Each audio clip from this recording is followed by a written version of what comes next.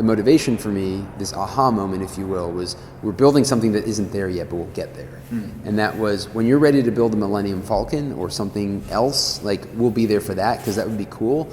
And the next thought that was going through my mind as I was watching them launch the rocket, and then it explodes, because that's what happens, I guess, right? It falls apart. You see all the shrapnel falling down. I was like, what better reward is there than a shrapnel from a guy who tried making an X-Wing fighter? You can get that. It's a little memento. It's a story, right? And so where I have a story about it being Kickstarter influential, other people could have a story of, like, I funded that thing. Super cool, right? Today in this episode of Design Of, I'm excited to share some of the story of technologist, designer, entrepreneur, and one of the original founders of Kickstarter, Charles Adler. By now, I'm sure most of you have at least heard of Kickstarter, maybe helped fund a project, or possibly launch a project. But for those who may not be familiar, Kickstarter is an American public benefit corporation based in Brooklyn, New York, that maintains a global crowdfunding platform focused on creativity and merchandising. The company's stated mission is to help bring creative projects to life.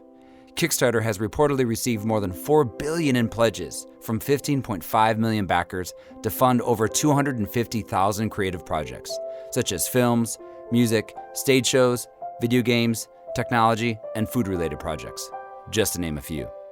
People who back Kickstarter projects are offered tangible rewards or experiences in exchange for their pledges. This model traces its roots to subscription models of arts patronage, where artists would go directly to their audiences to fund their work.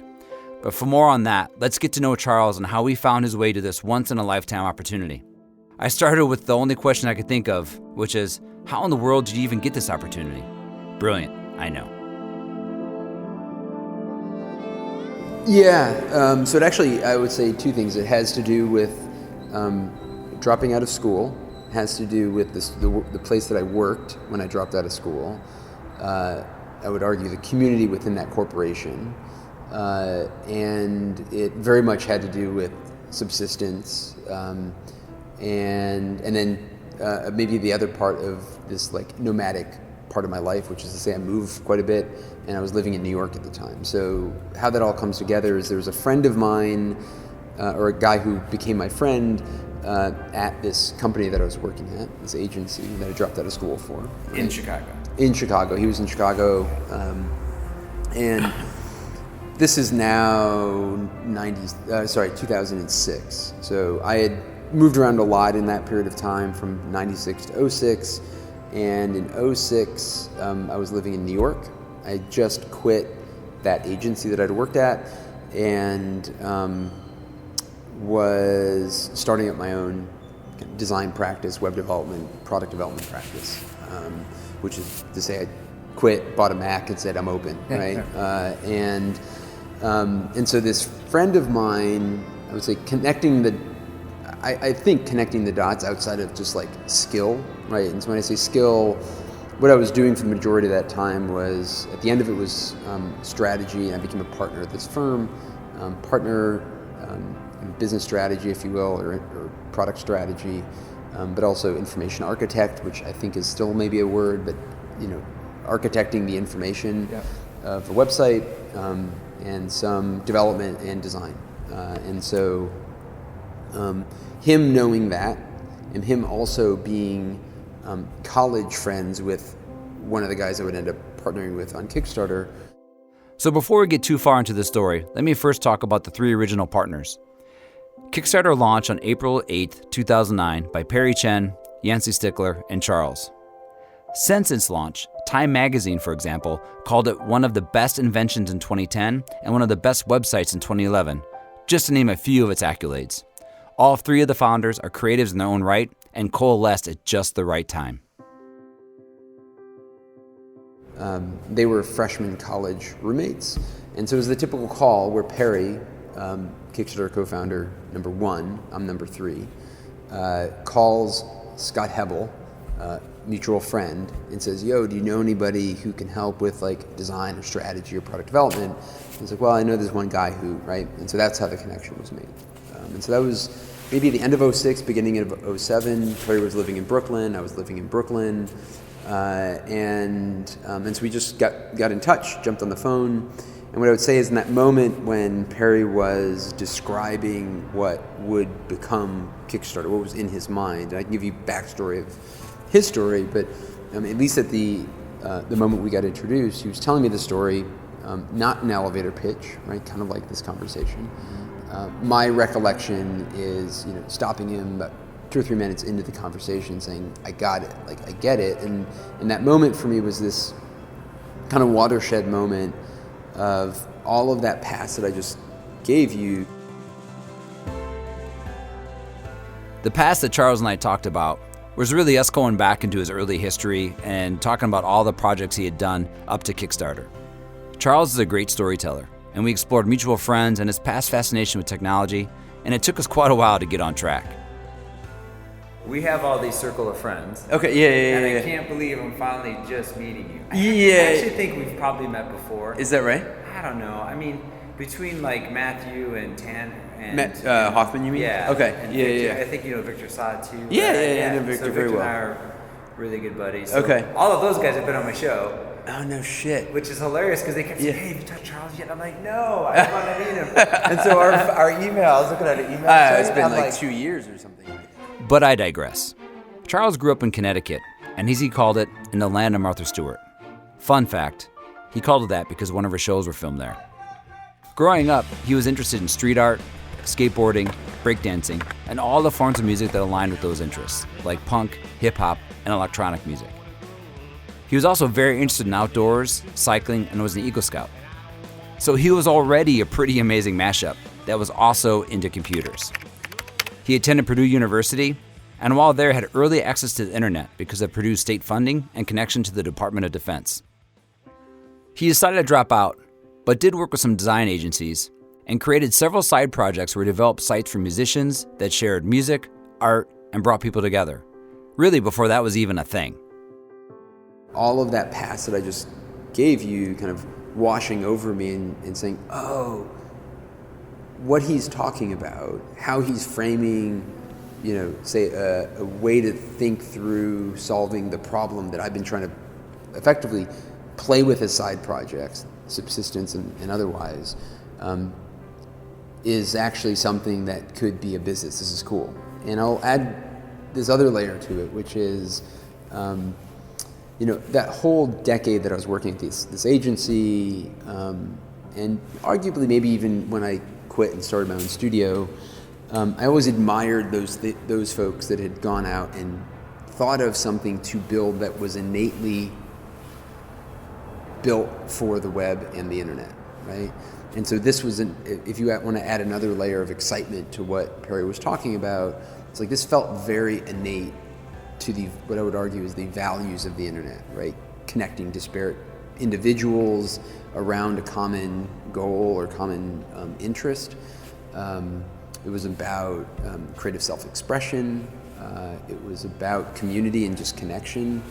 And then at the end of the day, it was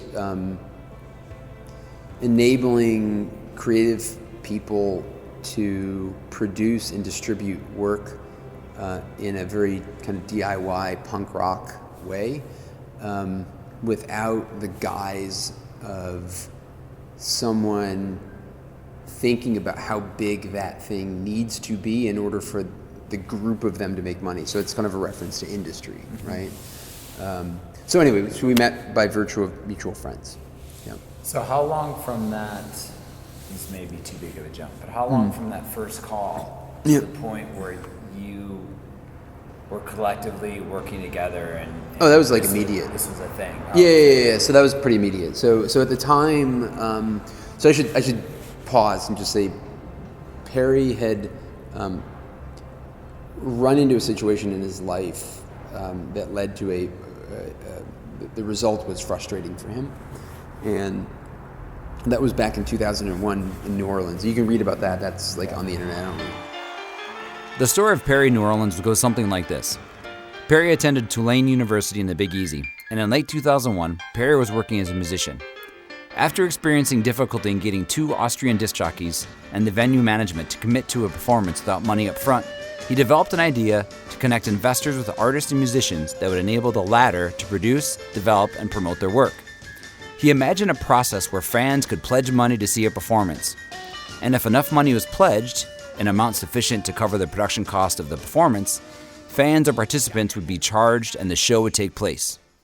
Sounds familiar, doesn't it? And so imagine 2001 to 2006, 2007 when we met. That was a long stretch of time, right? And it was gestating on the idea. And, whatever, it was like a side mental thought for him, I'd imagine. And so there was a number of years that he had been thinking about this, and then maybe a year, I think, or so before Perry and I were introduced, he had met Yancey, right, co-founder number 2, and he had eventually come on board, and again, smitten with the idea, and again, connected to what I would say is like underground culture around the arts and creativity. And so for me, I mean, think about that moment. Like I just maybe a year earlier quit this agency and was taking on clients. So in this case, I was thinking initially is like, cool, here's like a cool project, and this is a client, but it's a startup. They haven't got any money, so it'll be quick, but it'll be cool, right? So that's the way I kind of went into it. And like the very next day, I went over to Perry's apartment in Bed-Stuy, and we just hung out. And it was the contract was very handshake, right? Like I trusted Scott, I trusted Perry because I trusted Scott. I think Perry trusted me because they trusted Scott, and so the relationship was, hey, and this is from Perry. Hey, if you're willing to kind of play for a few weeks, so that I can get what I think I need out of this, I'll pay you something, right? Some sort of frame of reference for what that would be, and then if at that point I don't feel like I've got enough and I need more of your time, then let's figure it out from there, right? And that felt fair. It was cool, right? And again, I was like in love with what he was thinking about, and so it was very casual. And I think it's important to note that like Perry's not a web developer. He's not he is a designer, but not in the tangible sense, right? And so I say that because he didn't, and I think he'd admit this, he didn't know what he didn't know, right? And so he'd never built a website before. Maybe he had a MySpace page and stuff like that, but he never really built anything in the frame of what we're having to build. From scratch. Yeah. Or thinking through like product development or, right, like interaction design, right? And so he didn't know what he didn't know, and that was where that comment was coming from, and I was totally open to that. Like that was cool. And I didn't know him either, right? And so clearly the relationship went longer, and we kind of codified that into a partnership. But literally the next day I just started working with him, and we hit it off really well. We collaborated really well.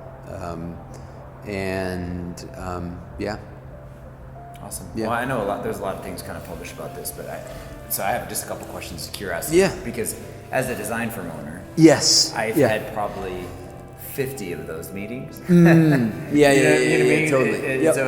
And so you're telling me this, I'm like, oh yeah, I've had that exact same thing. And now, unfortunately, it didn't turn out into something. Yeah. But there's something thrilling about building something. Yep. Especially if you're passionate about it and it aligns with kind of what you are motivated by. So, Yep. What do you want me to break down there? Well, a few things. The question I had is probably more tactical and probably not as big as what you were thinking, but like, where did you start? Because as far as like kind of coming up with the experience, I mean, I know there was some stuff that were out like there. from a design perspective, where do we start? Yeah. So we both agreed that it was the project page that we needed to figure out. Like that was the crux of everything, and then everything else kind of comes from that. And from my point of view, that was really like you can't like there's nothing to architect if there isn't that, right?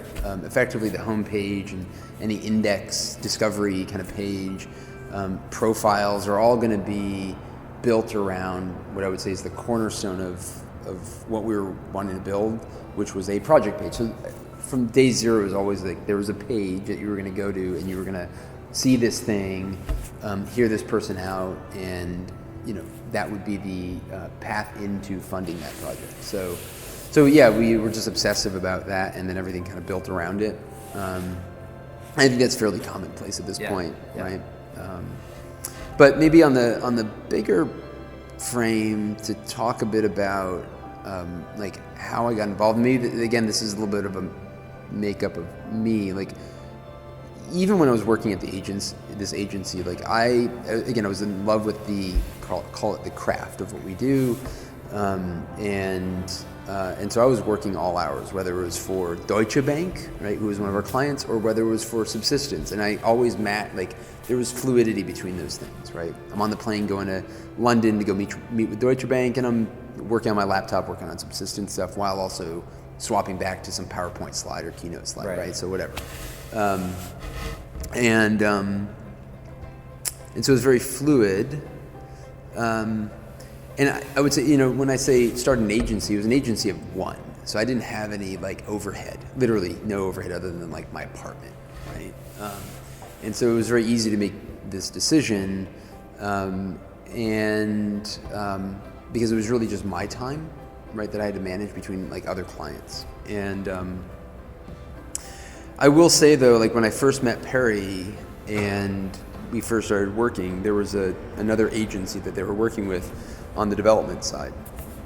So technical firm that was presumably building stuff. That relationship didn't go very well, and I would argue I don't know, I'm curious what your reaction would be on this, but the motivations were misaligned, right? And what I mean by that is, as an entrepreneur, right, our business is to build this product, right, hell or high water, right? We're building this thing, and there's just like a different mentality to it, right? Whereas with the agency,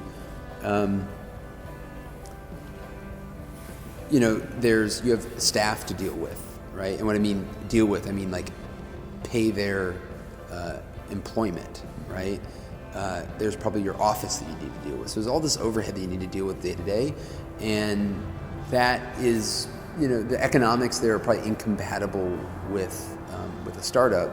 And then there's this layer of like equity. So you give them equity for a discounted rate, but the folks who we were working with, their business was starting to take off, which was great for them, super cool, but ended up sucking hard for us, which means as they were getting clients to pay full price, and we were there at like a quarter of the price, if not lower, right? It was just like, those Kickstarter guys can wait another week. It's like, no, we can't wait another week. Your client could actually wait another week, literally, right? Like, meaning they have enough money to pay you, the business is going well. Clearly they don't want to wait, right? But the reality, it was a feast or famine for us. Like, we needed to get out the door. So I think generally that's changed a lot now, in the sense that, now there are these, equity is maybe a little bit more understood from that world. I think there's also just this whole concept of a venture studio, right? Which is either a kind of an agency model that is working purely on equity, or they are building their own innate tools to then sell them. So the world is different now, but I think there's just an incompatibility, equity versus cash. Yeah, I mean, I think what we've learned is we've tried, I experiment a lot with possibilities. So we failed. We've actually been that agency on accident. Yep, okay. We had a different issue. Yep. We were needing to bring more cash in.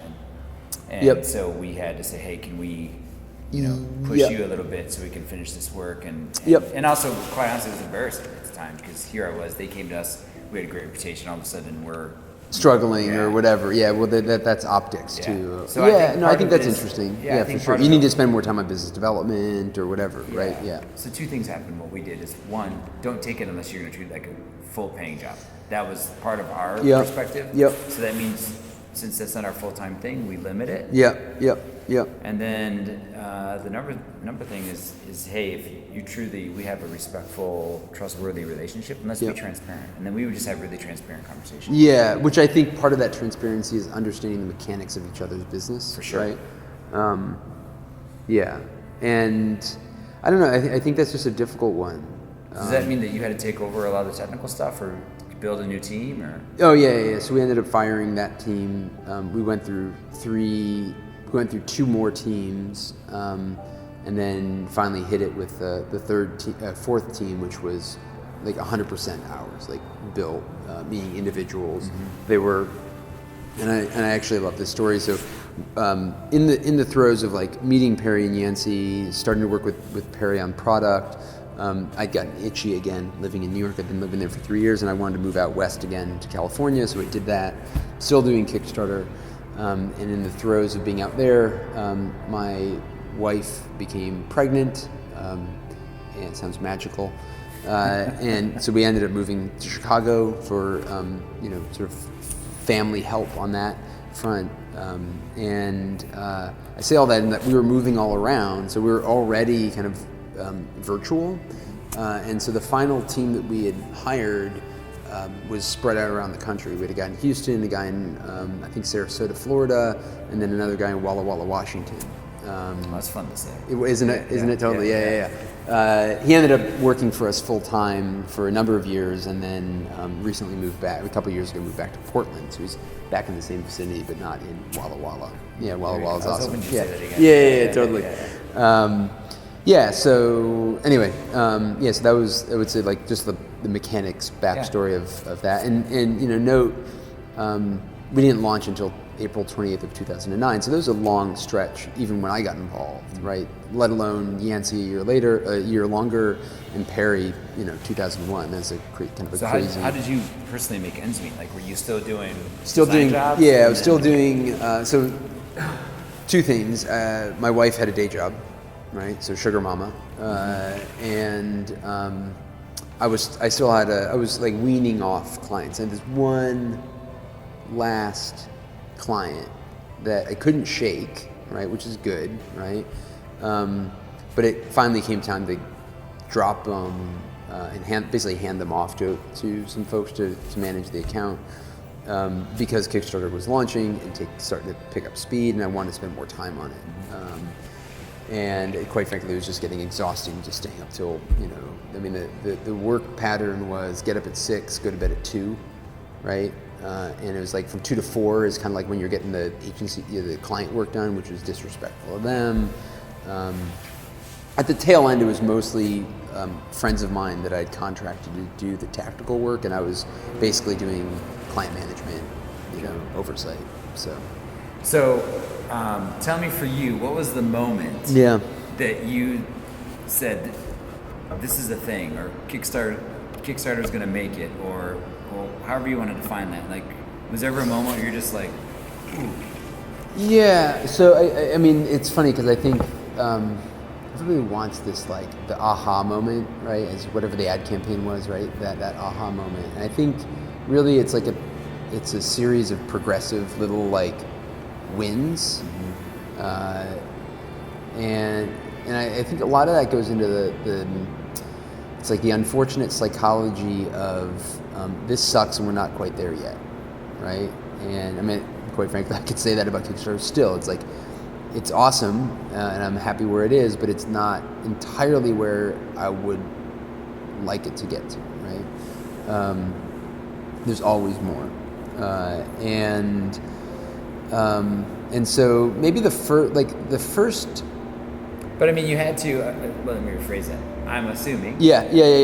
That when you guys started, you all probably had a quote unquote corporate goal that would be great if we got to X, and maybe not. Nope. Or maybe you had one individually. I think the corporate goal, was as simple as like, dude, let's get this done, let's get this built, and let's see where it goes from there, right? And there's no business plan. There was a pitch deck that forced us the process to think through what the business would be. Like, we did think about the business. Like, we're not,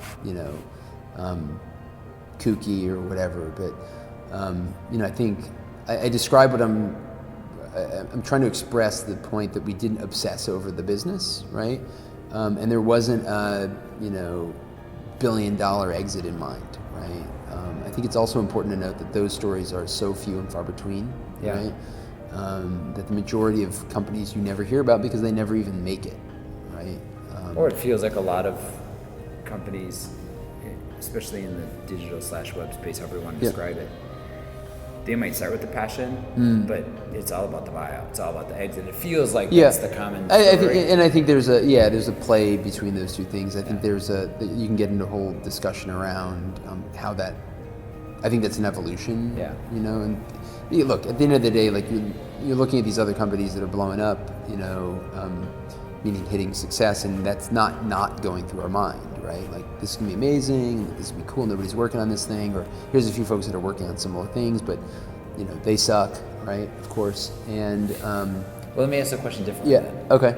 Well, I was gonna give you an answer, which was Okay. like, you know, I was gonna give you examples of a couple of moments that gave me that feeling that you're looking for, right? So I think one, admittedly, was that moment that Perry was describing what he was doing. So we hadn't built anything yet, but for me, it was a visualization in my head of what I had already worked on, the communities I was a part of since I could remember, right? And the fact that I knew how to build this stuff, right? So that was a moment of clarity. I would say another moment of clarity could be told through the story of a Wired article that I had come across. And the timing of this was, say, summer of 2008, so maybe 8 months before we had launched. So we were in development. We had just hired, or were just connecting with these last 3 guys. And the Wired article was about a guy and a kind of cohort of folks that built a half-size replica model of an X-wing fighter, right? Yep. Yeah. And exactly. And he was part of, all these folks were part of this, what I came to realize is this other subculture of rocketeers that go down to Southern California into the desert and launch rockets. Like, there's literally an area where they launch little rockets. And so this guy had done this project. It was a self-initiated project, side project. He had met somebody who ran a rocket company and donated this like $5,000 rocket, and had all these people volunteering to build this thing. And what was interesting is, so I read this, I mean, the article was like 2 paragraphs, it was nothing. It was a centerfold in Wired, 2 pages, big, you know, landscape photo with this rocket careening off into a beautiful arc.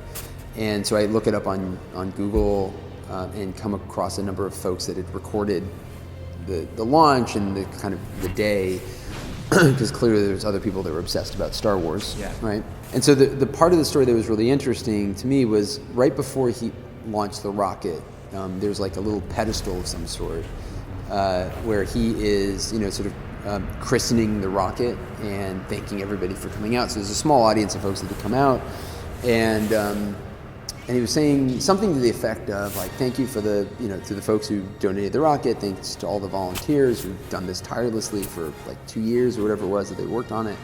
And if you feel so inclined, there's a bucket at the bottom of the stairs and you want to contribute. And I start freaking out in my head with my headphones on up in Emeryville, where I was living, because we were building the bucket, right? We were building the bucket, and I missed the X-Wing fighter, but the motivation for me, this aha moment, if you will, was we're building something that isn't there yet, but we'll get there. And that was, when you're ready to build a Millennium Falcon or something else, like, we'll be there for that, because that would be cool. And the next thought that was going through my mind as I was watching them launch the rocket, and then it explodes, because that's what happens, I guess, right? It falls apart. You see all the shrapnel falling down. I was like, what better reward is there than a shrapnel from a guy who tried making an X-Wing fighter? You can get that, it's a little memento, it's a story, right? And so where I have a story about it being Kickstarter influential, other people could have a story of, like, I funded that thing. Super cool, right? And then I think, you know, once we launched, there were people actually using the bloody thing to fund albums and fund little films or fund books, and like that was really cool. And so I'd say, like, even from day one, like, people were using it, people were making it their own, right? Teaching us stuff about it, and I was like, oh, cool, this will be something. Will it be what I imagined? What it became? That wasn't really the thought, but it was like, cool, this could be something. And were the rewards always a part of it? Rewards were always a part of it. Yeah, 100%. Yeah. Because I think I was on it almost from the beginning. Okay. But Yeah. I can't remember the timeline. Yeah. Okay. Because I remember someone had asked us about it, similar to why I was telling you about we do this podcast. Yeah. And I was Yeah. We should do a Kickstarter just to figure this out. Yeah. Totally. Yep. Should have done that. We didn't get funded. Oh, that's right. And that's part of the experience But too, that was, right? we learned a lot of the things we did. I'll give you, that reminds me of another moment. So there was another moment where I gotta track this project down because I don't remember, and I think there's a Chicago origin to this person. So it was an artist who had a project that launched on Kickstarter to fund this art project. It was like a sculpture or something like that, and it didn't meet its funding goal, and he would later write a blog post about his reflection of why it didn't go well, and then relaunched it. So actually reimagined the project and the campaign, and then that one succeeded. And that kind of fits into this narrative that Perry and I and Yancey would talk about, which is this whole it's not about failure, right? We call it unsuccessfully fundraised, right? Because we wanted to impart through the design and the language this idea of try again, right? Like failure isn't done. There's a learning point here. This very entrepreneurial kind of moment, if you will, right? But we felt that it was the best research project we could have ever done. Well, totally, right. And at least you tried, right? Yeah. And so, anyway, I think you just reminded me of kind of an experience that I wish more people would do, right? Like I think most people, or I shouldn't say most people, but often it's thought of as, I think it's like black mark on my identity because this thing failed and I was unsuccessful in doing that. And the reality is it was unsuccessful, so nobody actually knew about it. Yeah. Right. So this is paradox. So anyway. We finished our interview exploring the space for his latest project called Lost Arts. This concept was formed many years earlier in 2001. Charles wanted to make a piece of furniture, a DJ stand, to hold all of his gear. After deciding to build it, he quickly realized that not only did he not have the woodworking knowledge to make it happen, an understanding of the proper tools needed, or even how to use them if he did, he had no network of craftsmen that he could go to for advice and training. This was the catalyst for Lost Arts, because he did try to make this piece, and he failed miserably. We're building a company that empowers creative self-expression, right? And the conduit we used in the space you're sitting in is about the space, so providing people adequate space to make things, the tools then to make them with, and a community in which to, I think, spur your own ideas and or perhaps the development of that project, meaning like you're a creative person and you can draw an idea and you can come up with a business plan for the idea, but maybe you don't know how to use the laser cutter, right? And so maybe you need to hire somebody or borrow somebody's time to use the laser cutter, or have one of our staff members teach you. So in one way to think about Lost Arts is it's like a gym, but without the weights, swapping those for tools. Right? Thank you to my brilliant friend, Charles Adler. Your curious nature and desire to explore ways to use various forms of old and new technology to bring creative communities together is awesome. Please keep doing your thing. For more on Charles, go to his website, charlesadler.com. That's Charles-Adler, ADLER.com. I'd also like to thank Sleeping at Last for being the soundtrack to our show. For more on Ryan and his music, please go to sleepingatlast.com or search for Sleeping at Last wherever you get your music from. To Design Of's audio engineer Steve Wick, who loved this episode just so he could explore his favorite Star Wars sound effects. Great shot, kid. That was 1 in a million.